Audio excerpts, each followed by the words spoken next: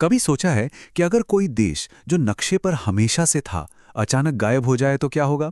या मान लीजिए कोई बड़ा साम्राज्य टूटकर कई छोटे छोटे देशों में बंट जाए। ऐसे में पर्दे के पीछे इंटरनेशनल लॉ का एक बहुत ही उलझा हुआ सिस्टम काम करने लगता है। आज हम इसी को समझने वाले हैं कि जब देश बदलते हैं तो उनके नियम, उनकी जिम्मेदारियां और हाँ, उनकी पहचान का आखिर होता क्या है। देखिए, ये कोई सिर्फ सोचने सुचाने वाला सवाल नहीं है। जब ऐसा असल में होता है तो लाखों लोगों की नागरिकता, देशों पर खरबों का कर्ज और यहाँ तक कि दुनिया की शांति भी दांव पर लग जाती है। तो चलिए समझते हैं कि नक्शे पर खींची इन लकीरों के बदलने से असल में होता क्या है। जैसे 1991 में सोवियत यूनियन का टूटना या 1992 में युगोस्लाविया का बिखरना, ये सिर्फ इतिहास की घटनाएं नहीं थीं। ये वो पल थे जब दुनिया के सामने बड़े सवाल खड़े हो गए। सोवियत यूनियन की न्यूक्लियर ट्रीटी का क्या होगा? युगोस्लाविया की एम्बेसी का मालिक कौन बनेगा? इन्हीं सब सवालों ने इस पूरे कानूनी ढांचे को शेकल दी है। तो असली प्रॉब्लम है क्या? जब कोई देश खत्म होता है तो वो अपने पीछे एक खालीपन छोड़ जाता है, एक तरह का कानूनी ब्लैक होल। उसकी संधियां, उसके कर्ज, उसकी संपत्ति, सब कुछ जैसे हवा में तैरने लगता है। और इसी खालीपन को भरने के लिए एंट्री होती है इंटरनेशनल लॉ की।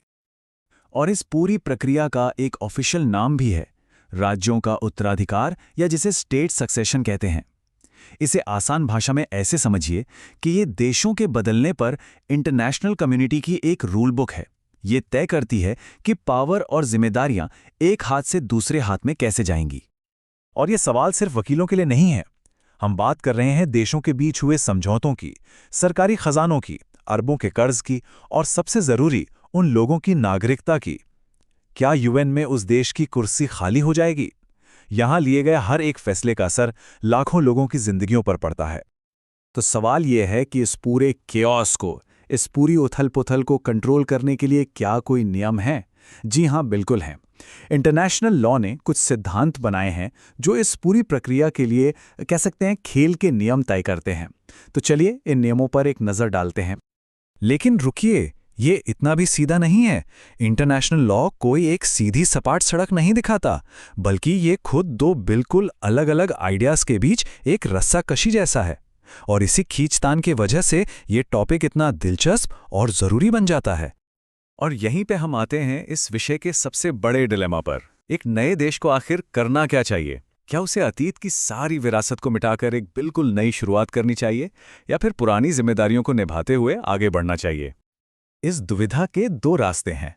पहला है क्लीन स्लेट सिद्धांत, मतलब नया देश एक कोरी स्लेट के साथ शुरू होता है, वो पुरानी संधियों और समझौतों से पूरी तरह आजाद है। और दूसरा रास्ता है निरंतरता का सिद्धांत, जो कहता है कि नहीं, स्थिरता के लिए पुरानी जिम्मेदारियां और सदस्यताएं बनी रहनी चाहिए। क्लीन स्लेट का सबसे बड़ा उदाहरण हमें तब देखने को मिलता है जब उपनिवेशवाद खत्म हो रहा था। अफ्रीका और एशिया में आजाद हुए कई नए देशों ने साफ कह दिया, वो संधियां हमारे ऊपर राज करने वालों ने की थी, हम उन्हें क्यों माने। ये अपनी आजादी और संप्रभुता का एक बहुत बड़ा ऐलान था। और दूसरी तरफ है निरंतरता का सिद्धांत, जिसका सबसे बड़ा उदाहरण है रशिया।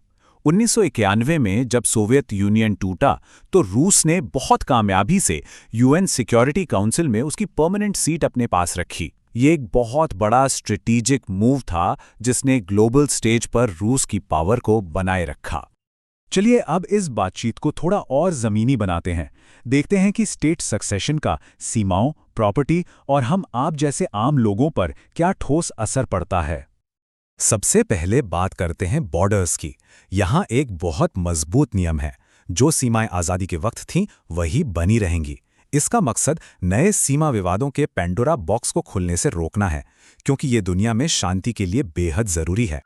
और ये सिर्फ कोई किताबी नियम नहीं है। 1986 में जब बुर्किना फासो और माली के बीच बॉर्डर को लेकर झगड़ा हुआ तो मामला इंटरनेशनल कोर्ट तक गया। जानते हैं कोर्ट का फैसला क्या था? उन्होंने पुरानी औपनिवेशिक सीमाओं को ही सही माना, जिससे इस सिद्धांत को और भी ज्यादा मजबूती मिली। पर उन लोगों का क्या जो इन बदलती हुई सीमाओं के बीच रह रहे हैं? नियम ये कहता है कि उस इलाके के रहने वालों को नए देश की नागरिकता मिल जाती है। सबसे बड़ा मकसद ये होता है कि कोई भी इंसान स्टेटलेस, यानी बिना किसी देश की नागरिकता के न रह जाए, क्योंकि बिना नागरिकता के किसी भी इंसान के बुनियादी अधिकार तक छिन जाते हैं। अच्छा, अब बात करते हैं पैसे और प्रॉपर्टी की। ये कुछ एक बड़ी कंपनी के बंटवारे जैसा है। आमतौर पर इमारतें और जमीन जैसी प्रॉपर्टी नए राज्य को मिल जाती है, और जहां तक कर्जों का सवाल है तो उन्हें अक्सर बातचीत के जरिए या तो बांट लिया जाता है या किसी एक देश को ट्रांसफर कर दिया जाता है। इसका सबसे अच्छा और शांत उदाहरण है 1993 में चेकोस्लोवाकिया का विभाजन। चेक रिपब्लिक और स्लोवाकिया न सिर्फ शांति से अलग हुए, बल्कि उन्होंने पुराने देश की संपत्ति और कर्जों को भी बहुत समझदारी और बराबरी से आपस में बांटा। ये पूरी दुनिया के लिए एक मिसाल बन गया। तो इन सारे नियमों और सिद्धांतों का आखिर मतलब क्या है? ये सब इतने जरूरी क्यों है? बात सिर्फ कानूनी दांवपेच की नहीं है। ये नियम असल में उस इंटरनेशनल सिस्टम की नींव है जिसमें हम सब रहते हैं। आज के समय में जब भी ऐसे हालात बनते हैं तो कुछ खास बातों पर जोर दिया जाता है कि लोगों को अपना भविष्य खुद तय करने का हक मिले, कि दुनिया में स्थिरता बनी रहे, हर इंसान के मानवाधिकारों की रक्षा हो, और सबसे जरूरी, सत्ता का ट्रांसफर हमेशा शांति से हो। यही आज के दौर का असली लक्ष्य है। तो हम इसी एक सवाल के साथ इस चर्चा को यहीं खत्म करते हैं। एक नए राष्ट्र के लिए ज्यादा जरूरी क्या है? अतीत की बेड़ियों को तोड़कर एक नई शुरुआत करने की आजादी, या फिर पुरानी जिम्मेदारियों को निभाकर मिलने वाली स्थिरता और मान्यता?